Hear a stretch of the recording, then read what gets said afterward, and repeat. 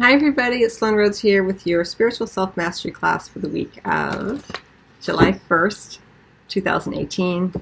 Unbelievable, this year is going by so fast already.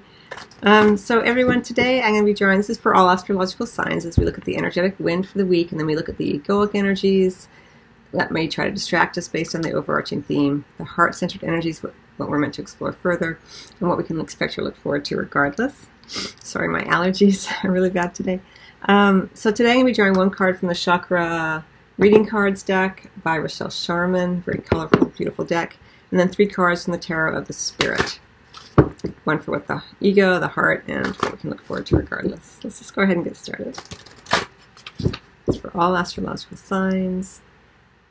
Overarching theme for the week of July 1st, 2018. I wonder if it will be a blue. It's really drawn to wearing a lot of blue today.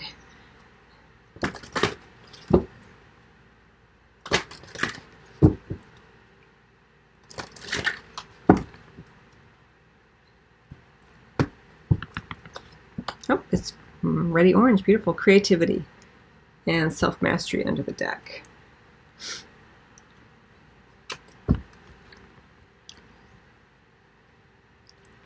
What a beautiful, beautiful card.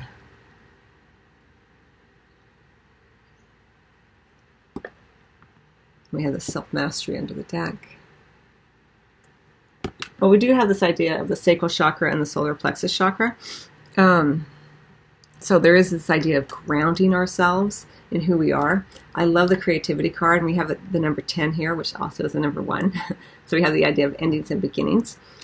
For the week, which is super, super exciting. As I feel the creativity, I also think of sexuality, inspiration, all that fiery, passionate energy where our juices are really flowing. And there's a lot of energetic support. Whenever we are open to our creativity, we are in essence channeling some aspect of the divine through our physical incarnation. So it's really beautiful energy. And it looks like this week, the overarching theme is on that creation, on that kind of Empress energy, you know, wanting to create, wanting to manifest, wanting to bring out some essence of ourselves into physical form, you know. But remember, with the creativity card as the overarching theme for the week, it's not so much on the form, but on the creation of it, the excitement of the journey.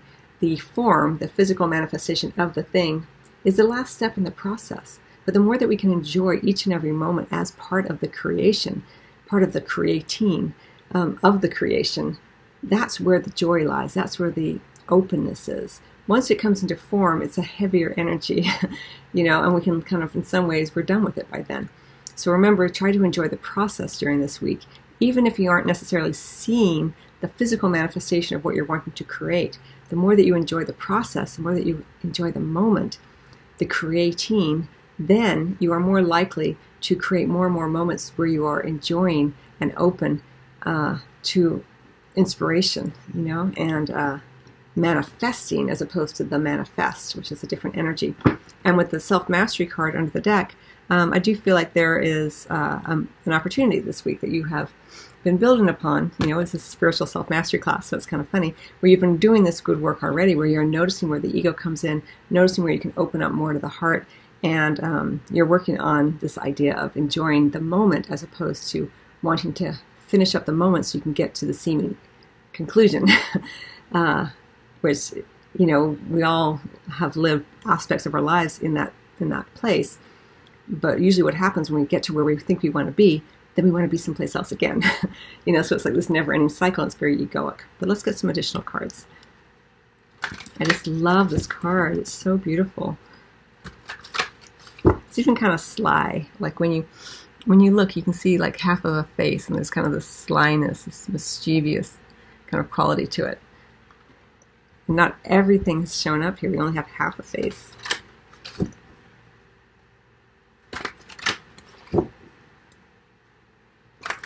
Remember, that's part of what makes the creating so fun, is that we don't know. Anything is possible. So we're filled with hope and optimism, usually. Sometimes it can veer into fear and anxiety. That's the egoic energy. But when we're in a more heart-centered place, we're in that place of all things are possible. in ways that are wonderful. Let's get some additional cards. So what will the ego likely try to distract us with based on this creativity card? If you don't have this deck, I love it. I mean, there are many chakra decks out, and I use this in my home study courses for how to use oracle cards and how to read tarot cards. But so there are many chakra decks, but as I mentioned in my home study course, this one is my favorite. I don't know why. I just really, really love it. And the booklet's really nice and has a really good feel to it. But I love color, so that may be why. But I also just like the way she talks about the chakra system. And I'm always, interested in learning. I'm assuming that you're the same way. Like, I never feel like I've completely mastered something. I always feel like there's more to learn from other people, from other resources, other books, whatever. And for those of you who are really curious, I do have on my website, sloanerose.com, there's a link below, a resources page with a lot of different links and things so that you can explore further a variety of different topics and books. I think it's really fun to share information.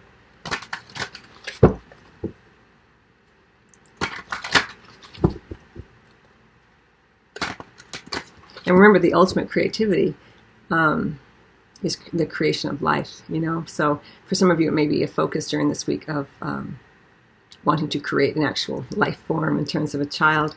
For others of you, it may be a business endeavor, an artistic endeavor. Be more creative in your relationships, whether they be work, professional, or romantic, platonic, whatever.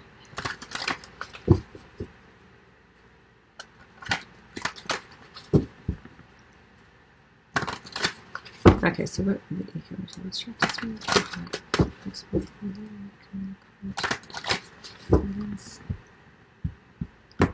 Okay, here we go.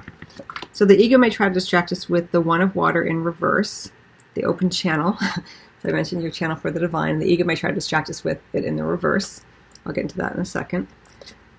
Our heart asks that we explore further the Seven of Water in the reverse. Very dreamy, Neptunian energy, but it is in the reverse here. A lot of fantasy. And what we can expect or look forward to regardless is the Sister Wind, which is the Page of Swords in the reverse. We have the Six of Earth under the deck. Beautiful card. Six of Earth, beauty in this deck, which would be the Six of Pentacles. Look at that. They're so beautiful together. This idea of, we have this self-mastery. These also go beautifully together. In terms of their color scheme, it's incredible how congruent those two are. And they're both under the deck. So we have this idea, I'm going to connect it here to the self-mastery because this is also number 6. We have 5 plus 1. 5 being that point of change, 1 being the individual, working within that to change. But we also have 6, the number 6, which is the more turbulent, let's say, unstable times of the 5. As you go into the 6, there's a sense of victory, accomplishment. We've gained some insight, some mastery there. And the Six of Pentacles, the Six of Earth, the beauty card, the beautiful balance that comes in when we are open to giving and receiving, and you are being helped if asked, and you are available and have the resources to help others. And that's very balanced and beautiful, right? So that's under the deck. So that's really lovely energy. But the overarching theme for the week is this creativity card, right? So the ego may try to distract us with the One of Water, the open channel in the reverse. Which is, when we have it in the upright, there's, the dove here. We have this idea of the peaceful heart, a brand new beginning, the opening, an open channel, available to receive love and to give love, the beginning of this. And with it in the reverse, the ego may try to distract you with, I give and I don't receive, or I need to protect myself on some level, because I typically don't get what I want, or if I'm too open, then I'm too vulnerable, and with that vulnerability comes pain and suffering, or the potential for that. It's very egoic energy. The ego likes to, in terms of its let's say, evolution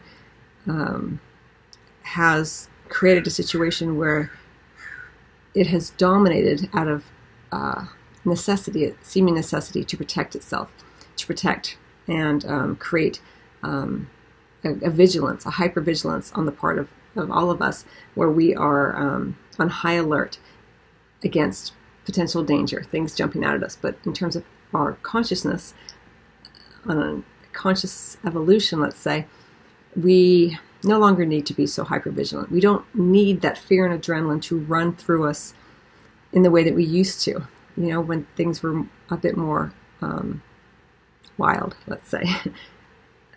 I know that there are degrees to this, and for some people there is still that wildness, but in terms of a planetary consciousness, it's changed. And the ego likes to keep that fear and adrenaline running through our body, and so we close off out of protection. But you can't be creative if you are closed off. You can't be an open channel for divine inspiration, for creation, for your intuition if you are closed off. You can't. Nothing is like trying to squeeze blood from a turnip. And the ego may try to distract you this week with, don't do it. That opening seems frightening. It seems too vulnerable. And I don't usually get what I want anyway. And people are out to get me. And I prefer to be closed off. That feels safer. Now, you can always do whatever you choose, but the more that you can do it consciously, the more that you open yourself up to growth and expansion. So, as best you can, recognize when the ego comes in. This is why this is self-mastery, right? Because when you can recognize it, then you have the choice. Yeah, I feel the ego, in me, wanting to protect and hold on. But how interesting that I'm aware of it now. And even that little slight awareness, even if you don't change your behavior necessarily, the fact that you are aware does indeed change your thoughts about it. And when your thoughts change about it, your actions change about it naturally without having to try so hard. I hope that makes sense. So the ego may try to distract you this week to close down, to not open up, not to give if you don't think you're going to get. The ego always has an agenda. I'm only going to give if I can be assured that I'm going to receive something back. Well, your job here is not to give in order to get. Your job here is to be open to more love, more abundance, regardless of whether you see it back. The ego wants to see the evidence, All right, so what the heart is asking that we explore further is the Seven of Water, the insight. Now here, when it's in the upright, it can feel very confusing with the Seven of Water. Sometimes we look back and we're like, I don't know, did I do that right? What am I doing now? What should I choose now? Well, where do I go? And it can feel like really confusing with the Seven of Water in the upright. But here we have it in the reverse. So that the heart is saying, where during this week can we all make a choice that feels in alignment with what we wanted to create? Because when the Seven of Water is in the upright, there's too many choices. We can't decide what happened in the past, what's going to go happen in the future, and is this the right? Am I going to do it wrong? From a heart center perspective, you can't do it wrong. From a spiritual perspective, it's all part of your experience. It's all part of your growth and expansion. And the reason you're here in this incarnation is to explore some aspect of what your soul wants to understand about itself. So you can't do it wrong. And here the heart says, where can you make a choice that feels more in alignment with the heart-centered energies, that feels like something that you want to spend time with creating? You're not making a choice out of what you should do or shouldn't do. You're not making a choice to please someone else, but you're making a choice because it feels inspiration. You feel inspired to make that choice. You may not have the evidence for why you're making the choice yet. It doesn't matter. You're making the choice from the heart because it feels good, because you feel inspired, because you feel like you can create something with it.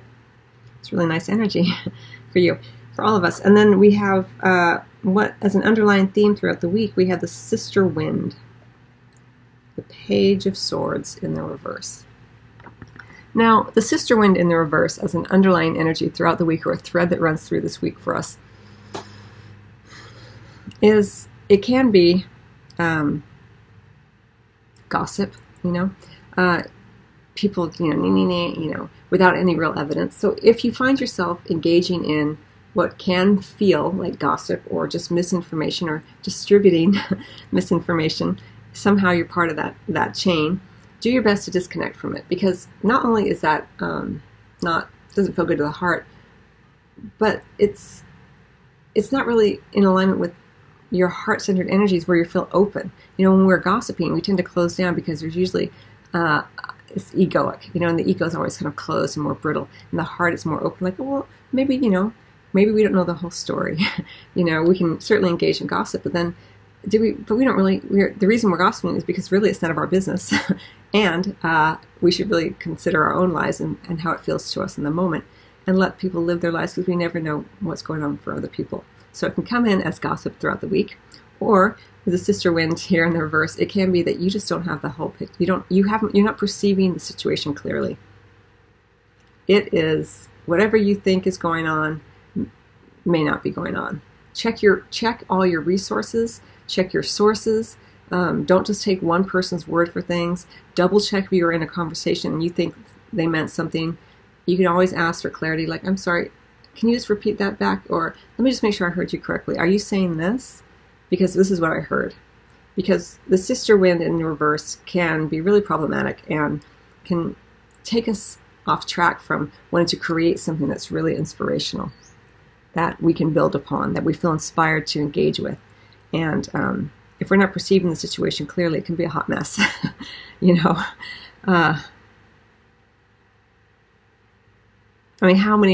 How many arguments and misunderstandings have gone on for months or years because people did not get the whole information, and they were either afraid or unconscious, or they didn't want to have that uncomfortable conversation for a second of, wait, I'm sorry, did I hear you correctly? Or would you mind if I just go back to that conversation we had last week, because you said something and I thought you meant this, and it kind of took me off guard. Is that what you meant? And usually what occurs when we have these kinds of conversations, when people are open, is people are usually like, oh God, that's not what I meant at all. Or when I got that text, I thought you meant this. Is that what you meant? It can come up in a million different ways, but with the sister wind under the deck, in the reverse, as the thread that runs through the week, a huge emphasis on miscommunication, misperception, misunderstandings, gossipy kind of information. So just be aware of that. You're wanting to create something that feels alive, that feels on fire, where you feel on fire for your life, where you're so excited, where your loins are like all like, you fire it up and you feel that the life force energy. It often feels very sexual, but it's life force energy, and this is what you're wanting to express in the world, that Kundalini energy, right? But remember, the Kundalini energy isn't about having sex; it's about life force, and this is one of the things that you can consider when you look at the self-mastery, is being able to identify where the egoic energy, the ego attaches to the life force energy and says it's all about sex. Sex is a beautiful expression of an aspect of the life force energy, but it's not the only way to express it and experience it. So there's a lot of messages in here, so you may want to listen to this a couple times. I want to make sure I covered them all. I think I did. Do your best to be open. Recognize where the ego wants you to close down, or where you are not being generous of heart, because you maybe are. You think you know something. Someone has typically shown up in your life in a certain way, and then they show up again. Possibly there's an opportunity there, and you're like, oh, they're always doing that. Well, are they always doing that, or are you just stuck in a perception based on a past experience? Try to have, as best you can, fresh eyes this week, and do your best to think about whatever you talk about, whatever you engage with, to be open to all possibilities, as opposed to, yeah, that person always does that, and get engaging in these conversations that never feel good afterwards, kind of gossipy energy, or just misunderstandings, because that's not what you're wanting to create next. If you're going to be engaging in that type of activity, it tends to compound, and then you are setting yourself up for the person that people can always go to drag down into that kind of denser energy of, oh yeah, they'll talk about someone with me in order to try to make ourselves feel better. You know how gossip goes. But I feel like it's not just about gossip, but it's coming in that way for a certain number of you. Not because you're bad people, because we all have gotten into those conversations. And before we know it, we're like, oh shoot, I've been talking about this person who I don't even know for 5 minutes, or agreeing with this person even though, whatever. And if your friends come to you, or, and they're really set that they know what happened and they want to complain, you can gently, if they're open, point out, well, are you sure you're perceiving the situation clearly? Would it benefit you to go back to that person and ask them if that's really what they meant, Because, again, so much unnecessary energy is spent on misunderstandings and misperceptions. So, and you really, this creative energy can also show up, the life force energy, yes, but it can also get stuck into the fiery energy of, passion can turn to, that can veer into the dark side. So this is why, I want to say this, don't have a knee-jerk reaction this week.